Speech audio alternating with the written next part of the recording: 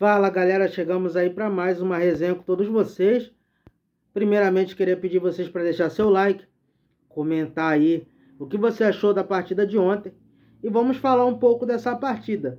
Antes disso tudo, vamos fazer um retrospecto do Rafael Paiva. Ele dá uma goleada de 4-1 no São Paulo, depois ele perde para o Bahia em um jogo que teve ali os seus pontos de interrogação de arbitragem. Depois ele volta ao Rio de Janeiro, pega o Botafogo e empata de 1-1 e agora ganha do Fortaleza de 2-0. Então são 2 vitórias, uma derrota e um empate nos últimos jogos aí do Rafael Paiva. É um treinador que vem me agradando muito. Não sei se é a hora de efetivar, mas não, o Vasco não precisa ter desespero, né, para contratar um técnico. O Rafael Paiva está dando conta do recado. Daqui a alguns dias abre a janela e aí vai ter contratações melhores. E se com esse time limitado ele está conseguindo fazer um bom trabalho, vamos ver quando chegar as contratações se o trabalho não vai melhorar. E aí sim a gente pensa na efetivação. Mas por enquanto vamos ter um pouco de cautela, tá? Dito isso, vamos falar um pouco do jogo de Vasco e Fortaleza ontem. Para mim, foi um dos melhores jogos do Vasco, juntamente com o primeiro jogo que foi contra o Grêmio, onde o Vasco estava sólido tanto defensivamente como ofensivamente. O Vasco teve várias oportunidades de abrir o placar no primeiro tempo, abriu no finalzinho com o Matheus Carvalho depois da expulsão que foi causada pelo jogador do Fortaleza, em um carrinho que ele dá, acaba atingindo o Hércules, acaba atingindo o Adson, e o Adson cai, o juiz dá o cartão vermelho direto. Foi justa a expulsão, e aí logo após o Matheus, nos acréscimos do primeiro tempo, o Matheus Carvalho acerta um lindo chute de fora da área, 1-0 Vasco.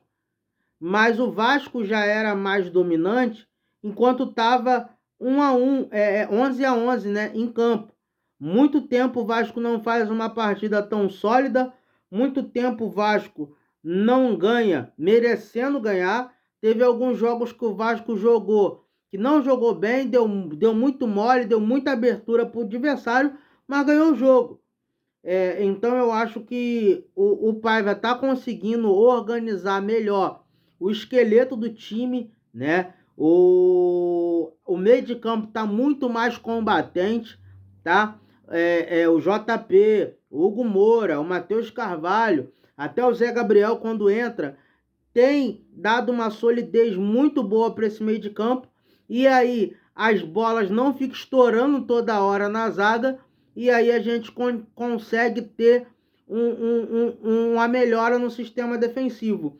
O que estava acontecendo muito? Estavam colocando um volante de marcação e colocava o Galdames e o Payet, muitas das vezes. E aí ficava só um jogador marcando no meio de campo. E aí isso atrapalhava, e atrapalhava muito o jogo do Vasco.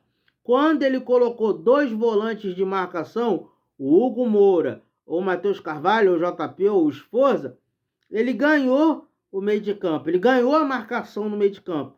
E aí ele coloca um meio de campo com qualidade solto. Quando não é o Estrela, é o Payet. Aí o 4-3-3 começou a ficar interessante novamente, porque a gente pedia muito 4-4-2 pela questão do meio de campo não estar sólido. Agora, com esses 2 volantes de marcação, um saindo mais, obviamente, e um meia de criação solto, o Vasco tem conseguido fazer jogos melhores. Dito isso, eu vou falar de um jogador que vem ajudando muito, tá? O Veguete tem sido um diferencial muito grande dentro do time do Vasco. No primeiro tempo ele tinha feito 6 cabeceios, sendo uma bela defesa do goleiro do Fortaleza, que me fugiu a memória agora, e também uma cabeçada que ele cabeceia meio errado e a bola sai perto do ângulo ali do goleiro do Fortaleza, tá? É um jogador que briga muito, se movimenta muito. O Veguete não tá mais aquele atacante que fica parado ali só esperando a bola. Ele tem se movimentado bastante, tem vindo buscar jogo, fazer pivô. Então tem sido um dos melhores jogadores nossos. Outro jogador que eu tenho que dar o crédito aqui é o garoto JP. Vem marcando um absurdo no meio de campo. Vem jogando muita bola. Ontem o Hugo Moura também jogou muito. Outro jogador que eu tenho que destacar aqui, que foi muito criticado pela torcida, Paulo Henrique.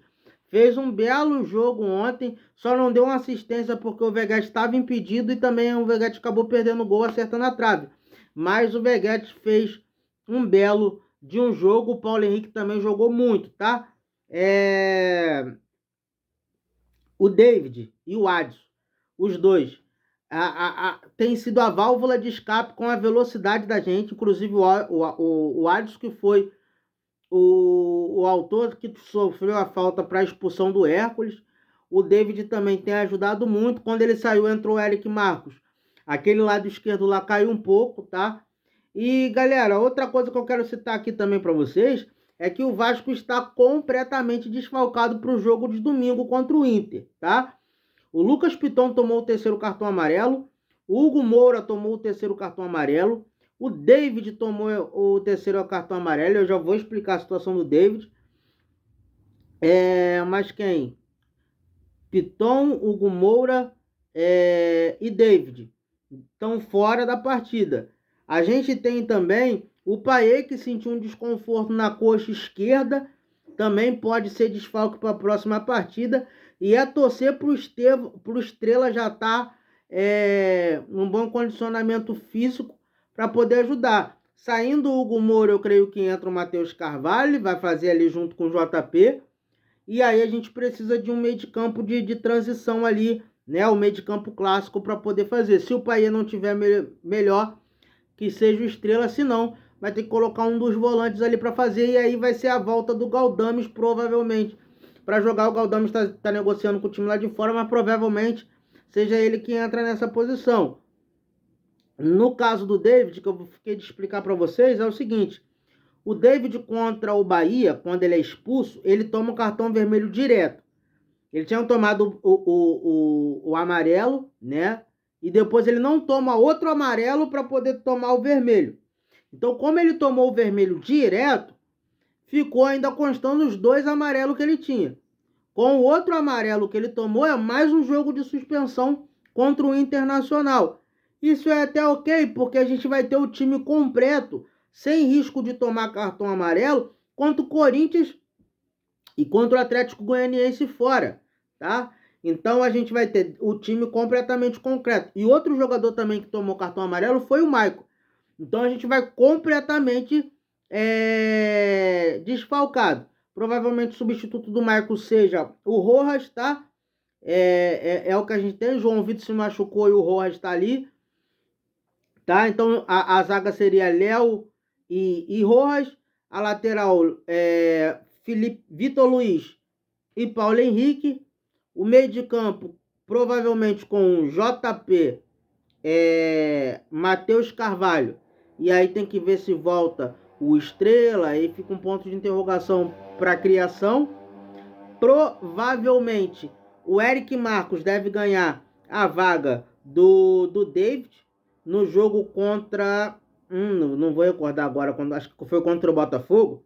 Ele adiantou o Piton e colocou o Vitor Luiz e o Piton ficou de ponta. Só que o Piton não vai estar no jogo porque também tomou o terceiro cartão amarelo.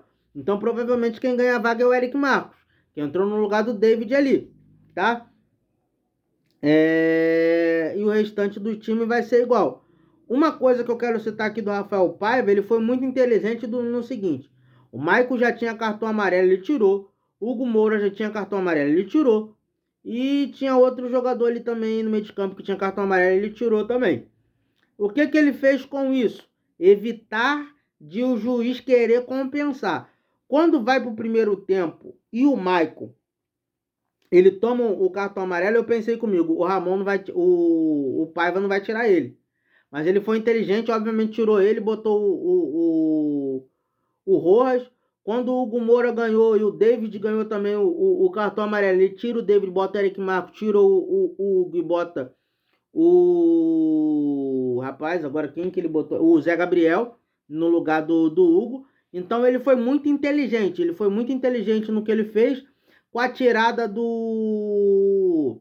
Com a tirada do Paê, ele bota o JP e aí bota o JP na frente desses dois volantes, do Hugo Moura e coisa. E o JP chegou bem lá na área, um jogador que teve chance de fazer gol, chutou, teve um lance até que ele chuta 2 vezes, tá, galera?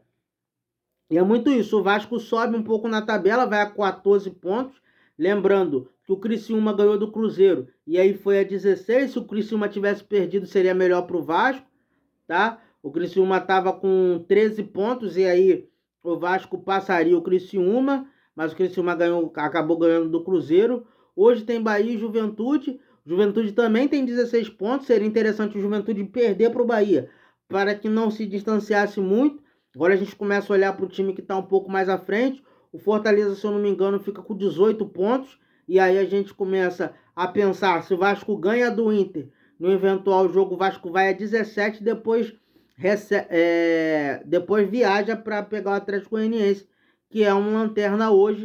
É um time até bom, um time organizado, mas que a gente tem condições de fazer mais 3 pontos, e aí o Vasco iria 20 pontos, já virava já a tabela. Então é interessante que o Vasco some pontos, ainda que não dê para ganhar todos os jogos que o Vasco some, a maioria deles, para que quando chegar a hora de virar a tabela, de chegar a carroceria, o Vasco esteja em uma boa posição e consiga brigar por algo melhor, né, galera? É um jogo difícil lá contra o Inter, a volta do Beira-Rio, mas a gente tem que ficar de olho aí, que tem tudo para ser um bom jogo. Dito isso, galera, a gente vai estar encerrando o nosso vídeo por aqui. Provavelmente tem pós-jogo, tá? Tem mais novidades aí na semana, mas também tem o pré e o pós-jogo contra lá no domingo, tá bom? Conto com vocês, deixa o seu like, deixa aí seus comentários, tá bom, galera? Forte abraço aí, até a próxima.